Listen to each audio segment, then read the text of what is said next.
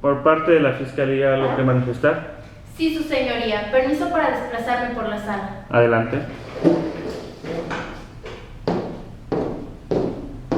Su señoría, esta fiscalía solicita que se dicte auto de vinculación a proceso en contra de la ahora imputada, la señora Raquel Castillo Padilla, toda vez que se agotan las exigencias normativas contenidas en los artículos 19 constitucional y 316 del Código Nacional de Procedimientos Penales, ya que en este caso obran datos de pruebas suficientes que permiten advertir la existencia de un hecho que la ley señala como delito y la probabilidad de que la imputada lo ha cometido, además de que no hay elementos que actualicen alguna de las causas de extinción de la acción penal ni de exclusión del delito. Dicha petición, su señoría, se sustenta en los siguientes hechos. En la madrugada del día 21 de diciembre del año 2014, la ahora imputada, la señora Raquel Castillo Padilla, se encontraba en su departamento, ubicado en la calle Reforma, número 321, diagonal 5, de Lomas de Chapultepec, de esta ciudad. Fue entonces que arribó a dicho departamento el señor Alejandro Campos Rodríguez, la víctima, y hasta ese día esposo de la señora Raquel. Raquel le reclamó el hecho de que supuestamente había embarazado a otra mujer, es decir, le reclamó el hecho de una supuesta infidelidad. Así comenzaron a discutir. Fue Raquel quien se abalanzó sobre Alejandro, quien repelió dicho embate y, evadiendo el conflicto, se fue a su habitación. Raquel se dirigió a la cocina. Minutos después, Alejandro acudió en la misma. Ya en la cocina, Alejandro y Raquel continuaron la discusión, forcejearon unos instantes. Al terminar, Alejandro dio la vuelta a la discusión. Raquel tomó un cuchillo de cocina, lo empuñó y lo clavó en la zona lumbar del cuerpo de Alejandro. Este volteó y fue entonces que Raquel volvió a hundir nuevamente el cuchillo en Alejandro, pero ahora en el pecho, provocándole una herida que, según se determinó con posterioridad, causó a la brevedad la muerte de Alejandro. Minutos después de estos hechos, la señora Raquel Castillo Padilla fue detenida, luego que en el servicio de emergencias se recibiera una llamada que daba cuenta de los acontecimientos y que los agentes captores se constituyeran en el lugar en el que se produjeron los mismos. Su señoría, esta representación social cuenta con datos de pruebas suficientes que dan cuenta de todo lo que hasta aquí se ha expuesto. Entre otros, se cuenta primero con la entrevista de la propia imputada, Raquel Castillo, quien en la misma detalla que fue ella quien inició la discusión, que fue ella quien se abalanzó sobre Alejandro y que fue ella quien, encontrándose en la cocina, tomó y empuñó un cuchillo, su señoría, que fue recuperado debidamente empalado y que también obra como un dato de prueba. Cuchillo que empuñó Raquel y con el que se produjeron las heridas del occiso.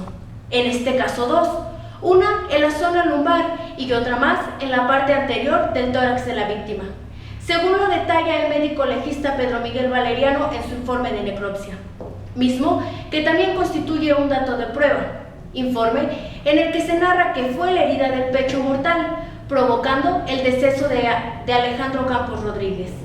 También obra la entrevista de Cristal Fernández Martínez, amiga de la imputada, de la cual se desprende que después de los hechos, Raquel acudió a su departamento y le dijo: la regué, para después llamar al servicio de emergencias. Su señoría, por lo expuesto y datos de prueba con los que se cuenta, esta representación social considera que los hechos antes narrados actualizan el supuesto jurídico contenido en los artículos 302 en relación con el artículo 323 y 9 del Código Penal Federal, y que se refieren al delito de homicidio en razón de parentesco y la responsabilidad de la señora Raquel Castillo en su realización, ya que primero, al momento de los hechos, es evidente que la víctima se encontraba con vida, lo que acredita la preexistencia de la misma, y en este caso, el bien jurídico tutelado. Luego, a partir de ello, se actualiza la privación de la vida del señor Alejandro Campos Rodríguez, causada por una herida en el tórax, producida por un arma punzocortante. Esta herida fue consecuencia de la conducta desplegada por la señora Raquel Castillo, de lo que se advierte el nexo causal entre la conducta y el resultado. Además, dicha conducta fue desplegada personal y materialmente por la imputada, es decir, en calidad de autor, quien efectuó la misma con pleno conocimiento y previendo los resultados que podría producir. Además, es claro que entre la víctima y la imputada existía una relación de carácter conyugal y que evidentemente era del conocimiento de la señora Raquel. Por todo lo antes expuesto y fundado, esta representación social le solicita a usted, honorable juez de control, se vincule a proceso a Raquel Castillo Padilla, ya que existen elementos que acreditan la existencia de un hecho que la ley señala como delito, en este caso, homicidio en razón de parentesco, cometido en agravio del señor Alejandro Campos Rodríguez. Así también, obran datos de pruebas suficientes que acreditan la probable participación de la imputada. Es cuanto, su señoría.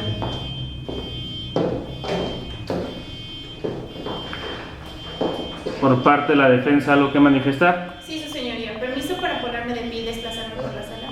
Adelante.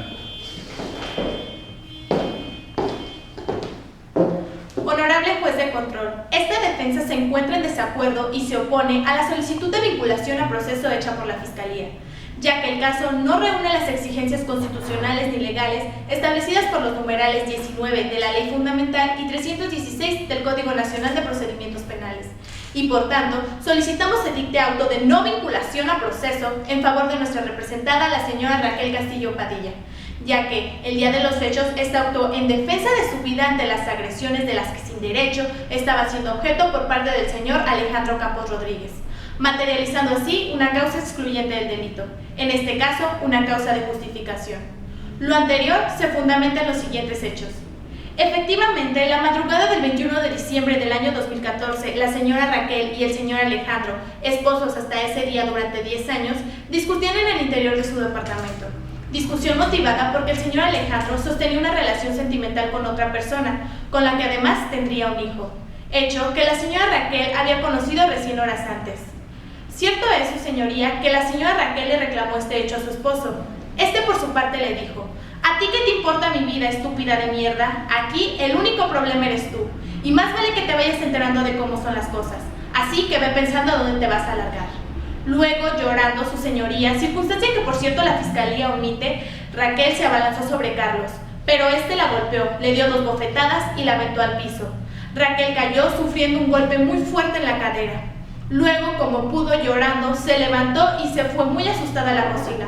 Por su parte, el señor Alejandro se fue a su habitación. Sin embargo, pasados unos minutos, el señor Alejandro se fue a la cocina para continuar con la agresión. La discusión continuó. Alejandro golpeó nuevamente a la señora Raquel. La golpeó en el rostro, la golpeó en las piernas y la golpeó en el brazo. Raquel, sabiendo que de seguir el ataque su vida corría peligro, se vio la necesidad de defenderse. Para ello, tomó el único utensilio que encontró a su alcance, un cuchillo de cocina. Y como pudo, intentó repeler el ataque, provocando 2 heridas en Alejandro. Su señoría, existen datos de prueba en la investigación que apoyan lo narrado. Primero, la señora Raquel Castillo Padilla en su declaración inicial expone cómo el día de los hechos fue objeto de agresión física por parte del señor Alejandro. Explica cómo ese día su esposo le propinó diversos golpes y manifiesta el temor que ella sentía. Además, de su entrevista se desprende que la señora Raquel fue víctima de violencia doméstica física, psicológica y económica durante 8 años por parte del señor Alejandro Campos Rodríguez. Se cuenta además con el informe del médico urgenciólogo Adrián Martín Toscano, quien da cuenta del estado de salud de la señora Raquel momentos después de los hechos. Dice que la señora Raquel presentaba miedo de morir, sensación de asfixia, esquimosis en la cadera, brazo y muslo izquierdo. Además, señala que la señora estaba muy alterada. Su señoría, por otro lado, la Fiscalía basa su teoría en simples especulaciones, ya que no cuenta con algún dato objetivo de prueba del que se pueda desprender la mecánica de los hechos que exponen, basando su teoría en conjeturas que no pueden constituir estándar probatorio suficiente para vincular al proceso.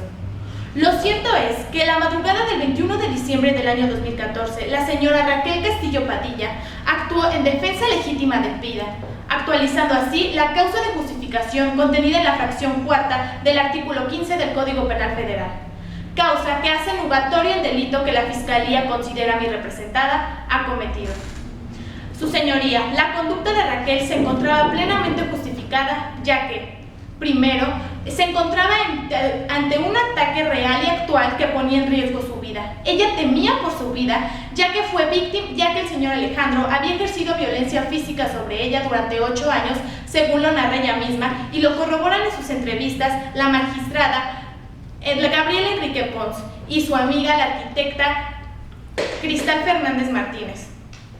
Así como segundo punto, por dichos ataques, la señora Raquel tuvo la necesidad de defenderse, encontrando como único medio útil un cuchillo de cocina, el cual empleó para defender su vida, gracias al ataque de Alejandro, ataque efectuado sin derecho alguno. Y por último, su señoría, la conducta de Raquel fue proporcional al ataque que recibía y al peligro que corría, siendo completamente considerable. Su señoría, esta defensa, por los argumentos y hechos expuestos, solicita se dicte auto de no vinculación a proceso, ya que de los mismos se colige que existe una causa que excluye al delito, en este caso una causa de justificación, la legítima defensa, y por tanto no se reúnen los requisitos legales para que se dicte auto en otro sentido. Es cuanto, su señor.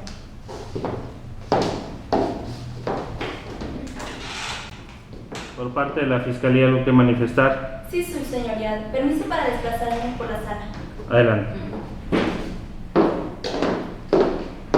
Esta representación social solicita se aplique a la señora Raquel Castillo Padilla la medida cautelar contemplada en la fracción 14 del artículo 155. Esta medida cumple con los requisitos de proporcionalidad e idoneidad, en razón de que este caso supone una situación excepcional donde tal medida resulta indispensable. Dicha petición se sustenta en el análisis de los riesgos que importan.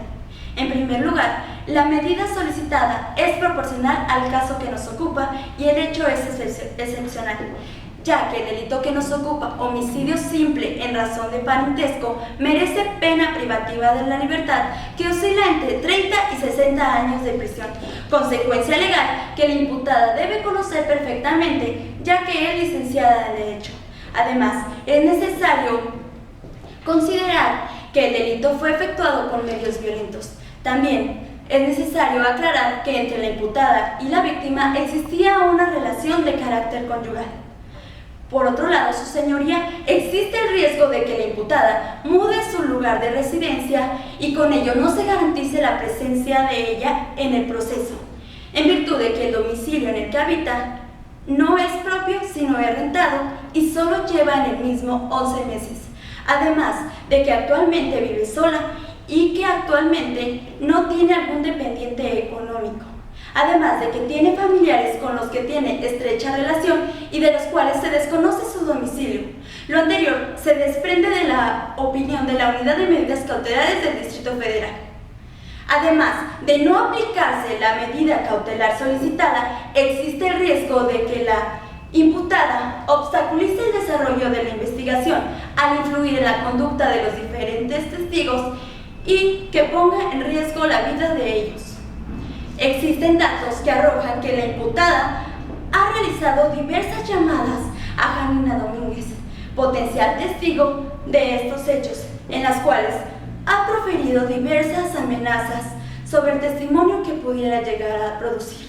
Lo anterior lo dice la licenciada Soledad Lejano Ramírez, directora de la Unidad de Medidas Cautelares, y se refiere en la entrevista realizada por Janina Domínguez. Lo anterior se encuentra acreditado en los datos de prueba que están en la carpeta, por tales como son la opinión de la Unidad de Medidas Cautelares y ya referida y la entrevista realizada por Janina Domínguez.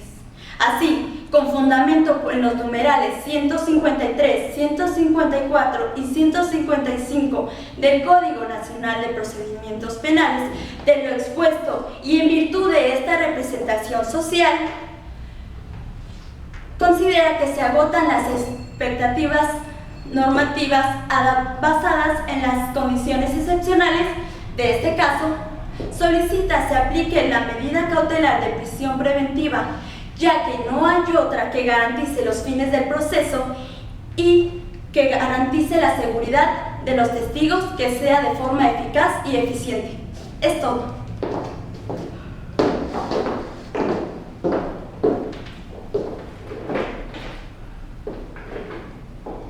Por parte de la defensa, ¿lo que manifestar? Sí, su señoría. sala. Adelante.